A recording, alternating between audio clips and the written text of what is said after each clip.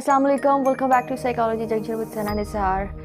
First of all, very congratulations to all the students of matriculation and inter. जो बच्चे matric का अपना stage 10 years of education complete करके आगे आ चुके हैं और जो बच्चे अब बस सेकेंड ईयर के आखिरी फाइनल 2 to 3 एग्ज़ाम्स की स्टेज में और वो भी इंशाल्लाह अल्हम्दुलिल्लाह अल्लाह के फजल से बहुत अच्छे नंबर्स के साथ इंशाल्लाह ज़रूर पास हो जाएंगे। अल्लाह ताला इन सबकी मेहनतों का उनको लाजमी सिला देंगे इंशाल्लाह। बहुत मुबारकबाद उन बच्चों को, उनकी अप्रिसिएशन बनती है कि 10 साल की एजुकेशन और 12 साल की एजुकेशन एक बेस, एक पिलर है आपके एजुकेशन का, जो कि आपके आगे आने वाले मज़ीद 5 से 6 साल जो कि आपका करियर डिफ़ाइन करने वाले हैं, उनकी बेस रख चुके हैं।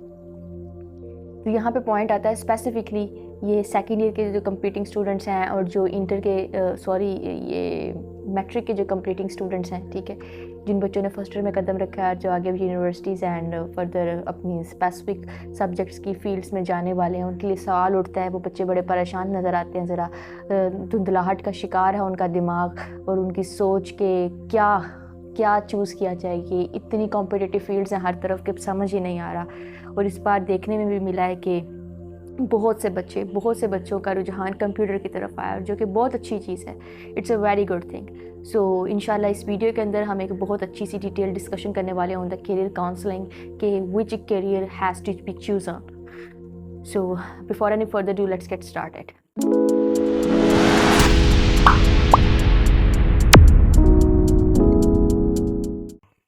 अच्छा जी, सबसे पहले हम करियर चूज़ किस बेस पर करेंगे, ठीक है। देखिए, मैंने हमेशा सबसे एक बात की है कि करियर जो है ना, career is very important. Career आप अपनी इंटरेस्ट की बेस पे चूज़ करते हैं। मेरे पास अभी भी बच्चे आते हैं और जो कि अभी न्यूली फर्स्ट ईयर में आए हैं, समर कैंप्स ओपन हुए हैं, तो मेरा उन बच्चों से सवाल ज़रूर होता है, जो सब्जेक्ट आप रख के आए हैं, क्या वो सब्जेक्ट आपने अपनी मर्ज़ी से रखा या किसी की इन्फ्लुएंस में या प्रेशर में आके रखा या किसी के कहने पर रखा। तो अल्हम्दुलिल्लाह अभी तक बहुत अच्छा रिस्पांस है और बच्चों में अवेयरनेस आ रही है, ठीक है, और वो अपना इंटरेस्ट डेवलप करके सब्जेक्ट चूज़ कर रहे हैं, ठीक है। तो सबसे पहले ये बात मैट्रिक के स्टूडेंट्स के लिए भी है और ये बात आगे जिन बच्चों ने इंटर क्लियर कर लिया उनके लिए भी है, ठीक है। कि करियर जो है ना, करियर आप अपने इंटरेस्ट को फाइंड आउट करके करेंगे। तो सबसे पहले आपका स्टेप क्या होगा कि आप अपना इंटरेस्ट फाइंड आउट करें। अब सवाल उठता है इंटरेस्ट कैसे फाइंड आउट करें। इंटरेस्ट फाइंड आउट करने के बहुत से वेज हैं। देखिए, जो बच्चे फर्स्ट ईयर में आए हैं, डेफिनेटली उन्होंने 9th एंड 10th एक रिगरस स्टडी स्केड्यूल से गुजर कर आए हैं, ठीक है।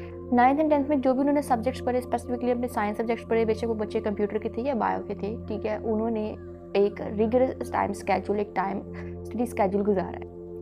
उन्हें कहीं ना कहीं कोई सब्जेक्ट, कोई प्रॉब्लम, कोई पोर्शंस ऐसे सब्जेक्ट्स में नज़र आते होंगे जो कि उनके लिए कंप्रीहेंड करना डिफ़िकल्ट है या उनके लिए बोरियत का समा है, वो उनका इंटरेस्ट डेवलप हो रहा है, ठीक है। तो आपको जो बच्चे इंटर में कदम रख रहे हैं, उन बच्चों के लिए ऑप्शन है कि वो इस लेवल को अपने ज़रा फाइंड आउट करें, फिगर आउट करें और उनमें से अपनी इंटरेस्ट को देखें कि उनके कौन से इंटरेस्ट हैं, टॉप मोस्ट कौन है, उसके बाद कौन सा, उसके बाद कौन सा, एटलीस्ट अपने इंटरेस्ट फाइंड आउट करें। और यही बात उन स्टूडेंट्स के लिए है जो बच्चे अब इंटर के एग्ज़ाम्स क्लियर करने वाले हैं और बस almost in the end of the phase हैं, ठीक है। ये वो बच्चे भी यही काम करें। अब पहले नंबर पर अगर हम मैट्रिक के स्टूडेंट्स की बात करते हैं, उनके बाद तो यही ऑप्शन है, ठीक है, वो अपने करियर्स ये फाइंड आउट करें, इंटरेस्ट देखें। जब उन्होंने अपने टॉप 3 इंटरेस्ट चेक कर लिए हैं ना, आप अपने टॉप 3 इंटरेस्ट चेक करने के बाद आप अपने ज़रा एक्सप्लोर करें कि उन इंटरेस्ट के अंदर रहते हुए आपको कौन सी फील्ड्स आगे नज़र आती हैं। बेसिक ज़्यादा दूर जाने की भी ज़रूरत नहीं है, बेसिक देखें कि आपको क्या नज़र आती है। फॉर एग्जांपल, जो बच्चे बायो में आते हैं उनके लिए डेफिनेटली सब ऑन द अटमोस्ट उनकी प्रायोरिटी होगी MBBS MCAT, ठीक है, BDS, ठीक है। अगर वो बच्चे डेफिनेटली हर बच्चा MBBS BDS के अंदर नहीं जा सकता, उसके बाद उसके नीचे जो आने वाले आपके पास करियर चॉइसेस है with in the range of the bio, वो आपके पास अप्लाइड हेल्थ साइंसेज हैं, जिसमें रेडियोलॉजी है, DPharm है, DPT है, फार्मेसी है, ठीक है। उसके बाद आपके पास रेडियोलॉजी है, एनेस्थीसिया है, ऑप्टोमेट्री है, और भी बहुत सी इस तरह की फील्ड्स हैं जो कि आपको बड़ी अच्छी और कॉम्पिटिटिव फील्ड्स नज़र आती हैं इस कंट्री में रहते हुए, ठीक है। अगर आप अप्लाइड हेल्थ साइंसेज से नीचे आते हैं तो आपको नेचुरल साइंसेज के सब्जेक्ट्स भी मिल जाते हैं। बायो के स्टूडेंट्स के पास तो ये भी चॉइस है कि वो बाद में अगर ICS या IT की तरफ शिफ्ट करना चाहें वो तब भी कर सकते हैं। सेम इन द रेंज जो बच्चे आगे मैथ्स रख रहे हैं, ठीक है, पूरी इंजीनियरिंग रख रहे हैं, उनके पास भी इंजीनियरिंग की वास्ट फील्ड्स आती हैं, ठीक है, बहुत सारी फील्ड्स आती हैं। Depends on the interest, I am again saying depends on the interest, ठीक है। ICS के बच्चे जो जाते हैं, जो कि स्पेसिफिकली फिज़िक्स के साथ आईसीएस कर रहे हैं, ठीक है, उनके पास भी आगे अच्छी चॉइसेस आ जाती हैं। वो डाटा साइंस में जा सकते हैं, कंप्यूटर साइंस में जा सकते हैं। They have a lot of things to do. Data आजकल डिजिटल मार्केटिंग का दौर है, आर्टिफिशियल इंटेलिजेंस का दौर है, तो शाइनिंग करियर्स हैं ये वाले, ठीक है। अगर हम बात करते हैं इंटर की स्टूडेंट्स की, जो कि अब इंटर के एग्ज़ाम्स क्लियर करने के आखिरी दहाने के ऊपर खड़े हुए हैं, ठीक है, उनके एग्ज़ाम्स कंटिन्यू है।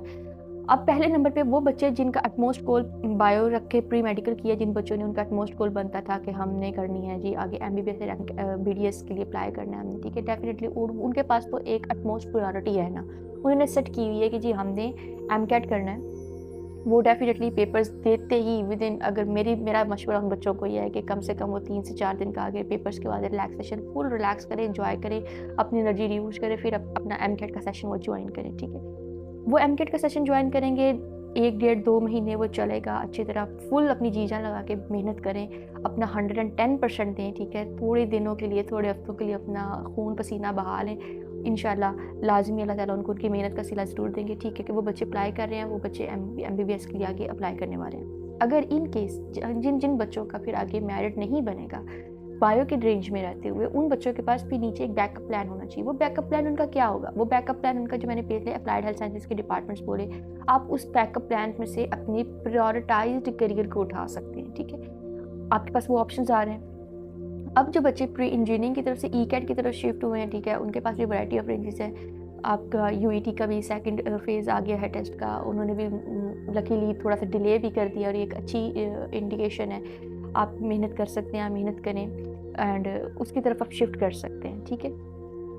अगर ज़ाहिर सी बात है उन बच्चों का भी अगर सेम पॉसिबिलिटीज़ हैं, जैसे एमबीबीएस वालों के लिए कहा सेम पॉसिबिलिटीज़ है ई-कैट के स्टूडेंट्स के लिए भी, तो वो उसके बाद उससे नीचे जो अपनी स्पेसिफिक रेंज के करियर्स हैं ना, उनको अपने लाजमी माइंड में रखें। वो मैकेनिक्स की तरफ जा सकते हैं, ठीक है, वो प्योर मैथमेटिक्स की तरफ आ सकते हैं, वो फिज़िक्स की तरफ बच्चे जा सकते हैं। फिज़िक्स से बहुत अच्छा शाइनिंग करियर है अगर हम लेक्चरशिप की तरफ की बात भी करते हैं, ठीक है। एंड वो बच्चे कहीं ना कहीं सीएस की तरफ भी जा सकते हैं, वो बच्चे आईटी में भी शिफ्ट कर सकते हैं। And it's a very very good and competitive fields during living in the Pakistan. आजकल का तो दौर और आने वाला आगे वाला दौर जो 8-10 साल बाद नज़र आता है, ठीक है, वो तो सारे का सारा आर्टिफिशियल इंटेलिजेंस पे बेस्ड कर रहा है। आप हर बंदा चैट जीपीटी, अब तो व्हाट्सएप के ऊपर भी मेटा एआई आ गया, तो it's a total robotic system is going to be carry on in the coming nearest future. So these are the shining careers. Artificial intelligence हो गई, CS है, IT है, ठीक है, एंड इस तरह की डिफरेंट फील्ड्स जो कि प्री मेडिकल से हट के नज़र आती हैं। सेम फॉर द ICS बच्चों के लिए भी, ठीक है। अब जो बच्चे FA कर रहे हैं सिंपल, ठीक है, उनके पास भी फील्ड्स हैं। हम ये नहीं कह सकते कि जो बच्चे प्री मेडिकल, प्री इंजीनियरिंग और ICS वाले हैं सिर्फ उनके पास फील्ड्स हैं, नहीं, FA वाले बच्चों के पास भी फील्ड्स हैं। जिन बच्चों ने सिंपल FA किया है वो अपने इंटरेस्ट के डेवलप पे आगे सिंपल किसी भी लिटरेचर की साइड पर जा सकते हैं, वो इंग्लिश की साइड पर जा सकते हैं, वो कुछ ऐसे लिटरेचर वाइज सब्जेक्ट्स उठा सकते हैं जिनके अंदर वो लेक्चरशिप कर सकते हो, ठीक है। एंड सेम वो लॉ की तरफ भी बच्चे जा सकते हैं। तो there are very beautiful and competitive careers in the future. हमें बस देखने की ज़रूरत होती है, ठीक है, अपने आप को परखें, अपने आप को जांचें पहले, ठीक है। जब तक आप अपने आप को नहीं देखेंगे, आप बिना इंटरेस्ट किसी चीज़ में कदम रखेंगे, बेशक आप उसमें फंस भी जाएंगे ना, आप उसमें एक्सेल नहीं कर सकते। बिकॉज एक्सेल आप तभी करेंगे जब आप में मोटिवेशन, आप में इंटरेस्ट होगा, आप में क्रिएटिविटी की सेंस आएगी। और क्रिएटिविटी तभी आती है किसी भी चीज़ में जब आप उसके अंदर इंटरेस्ट लेकर आते हैं अपना, ठीक है। अब यहाँ पे आके बात इतनी होती है, अब कुछ बच्चे आर्मी की तरफ भी शिफ्ट करते हैं। अब फॉर द फीमेल्स में सब फीमेल्स के लिए मेरा ये मैसेज है सब फीमेल्स के लिए कि फ़ीमेल्स आर्मी में बिल्कुल जाती हैं, ठीक है, लेकिन उनके लिए आर्मी में जाने के 2 से 3 ऑप्शन हैं। पहला ऑप्शन है उनके पास कि या तो वो मेडिकल के स्टूडेंट्स के तौर पे जाते हैं, ठीक है, MBBS करके एमकैट क्लियर किया हुआ मेरिट के ऊपर आए हुए हैं उन्होंने। आर्मी की जो एक ही वेबसाइट है joinpakarmy.pk, आप उस पर जाएँ, आप उसके ऊपर आपको हर तरह की जो भी आपकी फीमेल्स के सेक्शन के अंदर जो भी उनके पास अवेलेबिलिटीज़ हैं, आपको उनकी डिटेल्स मिल जाती हैं। MBBS करके बच्चे इंटर के बाद जा सकते हैं फीमेल्स, ठीक है, मेल्स भी डेफिनेटली जा सकते हैं। उसके बाद फीमेल्स के लिए दूसरा ऑप्शन है कि कुछ फीमेल्स जो हैं वो नर्सिंग के लिए अप्लाई कर देती है, ठीक है, वो नर्सिंग में जा सकती हैं आफ्टर इंटर, ओके, वो BS नर्सिंग का कोर्स वहाँ पे प्रॉपर्ली पढ़ते हैं 4 साल का। उसके बाद वो उनके साथ साथ प्रैक्टिस चलती है एंड वो नर्सिंग में अप्लाई करते हैं। तीसरा ऑप्शन है ISSB, ठीक है। ISSB का जो ऑप्शन है ना वो आफ्टर ग्रेजुएशन है, आप डायरेक्टली उसके लिए अप्लाई नहीं कर सकते आफ्टर इंटर, ठीक है।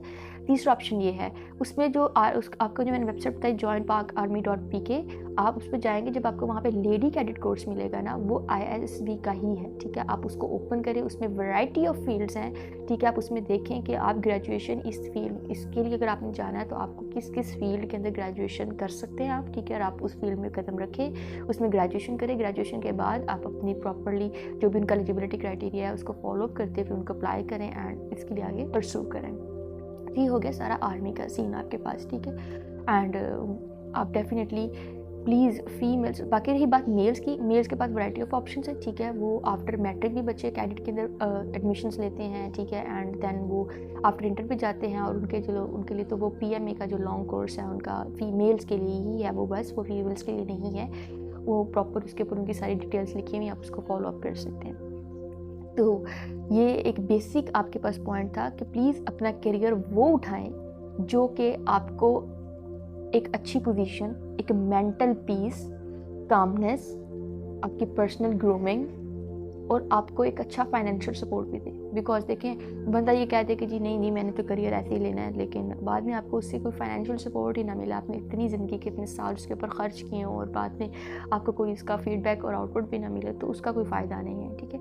तो ये कुछ इंपॉर्टेंट पॉइंट्स थे कि अपने इंटरेस्ट फॉलो अप करें, उन इंटरेस्ट को निकालें, अपनी स्ट्रेंथ्स और वीकनेस को परखें, अपनी स्ट्रेंथ्स एंड वीकनेस जो है वो अपने टॉप 3 अपने इंटरेस्ट एंड स्ट्रेंथ्स को अपने लिखें, उनको देखें कि आप इनकी बेसिस के ऊपर आप में कितना स्टैमिना है, आप क्या क्या चीज़ें अडैप्ट कर सकते हैं, आप किस चीज़ में जा सकते हैं, आपकी कोडिंग स्किल्स अच्छी हैं या नहीं, आपकी जो IQ है वो कैसा है, आपका इंटरेस्ट किस चीज़ में बनता है, आप अच्छा किसी को समझा सकते हैं तो आप लेक्चरशिप की तरफ शिफ्ट कर सकते हैं, आपकी अच्छी स्किल्स दूसरी हैं, कंप्यूटर बेस्ड स्किल्स हैं, आप डिजिटल मार्केटिंग की तरफ जा सकते हैं, आप ग्राफिक्स डिज़ाइनिंग की तरफ जा सकते हैं, आपकी क्रिएटिविटी अच्छी है, आपकी कलर वाइब्स अच्छी है, कलर कोडिंग्स अच्छी हैं, आप फैशन इंटीरियर डिज़ाइनिंग की तरफ जा सकते हैं। So there are variety of fields. तो बस थोड़ा सा सर्कल इन्हेंस करने की ज़रूरत है, बाकी सब हो जाएगा। तो good luck to all of the students, specifically to the inter students. अल्लाह ताला आपको ढेरों कामयाबियाँ दें, और इंशाल्लाह मेरी कोशिश है कि मैं ज़रा ना एक रिदम बनाऊँ अपनी वीडियोस में, वो बन नहीं रही क्योंकि आजकल कुछ बहुत बिजी और हैक्टिक रूटीन्स चल रही हैं। सो उम्मीद है अगली वीडियो में बहुत जल्द मुलाकात होगी। तब तक के लिए अल्लाह हाफिज़, स्टे सेफ, फ़ी अमान अल्लाह।